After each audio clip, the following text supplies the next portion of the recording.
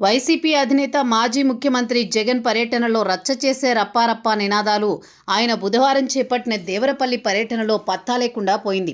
పశ్చిమ గోదావరి జిల్లా దేవరపల్లి పరిధిలో పొగాకు రైతులకు మద్దతుగా జగన్ చేపట్టిన ర్యాలీలో రప్పారప్ప నినాదం, ప్లకార్డులు, ఫ్లెక్సీలు కలకానికి కూడా కనిపించలేదు.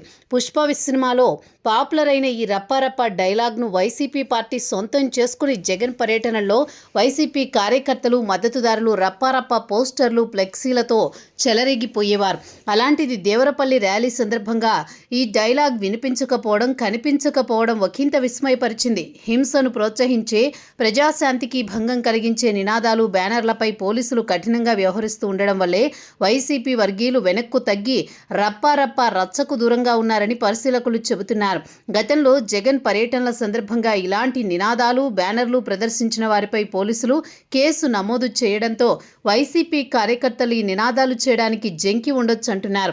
గతంలో జగన్ పాల్గొన్న పలు పర్యటనల్లో 2029లో అధికారంలోకి వచ్చాక రప్పారప్ప అంటూ విపక్ష నాయకులను ఉద్దేశించి హెచ్చరికలు చేసే రీతిలో ప్లకార్డులు, పోస్టర్లు దర్శనమిచ్చేవి. దేవరపల్లి సభలో మాత్రం అటువంటి పోస్టర్లు, నినాదాలు వినిపించలేదు, కనిపించలేదు. పోలీసు అధికారులు జగన్ దేవరపల్లి పర్యటన సందర్భంగా ఎలాంటి ఉద్రేకపూరిత కరపత్రాలు, ప్లకార్డులు తీసుకురాకుండా ముందస్తుగా హెచ్చరికలు జారీ చేశారు.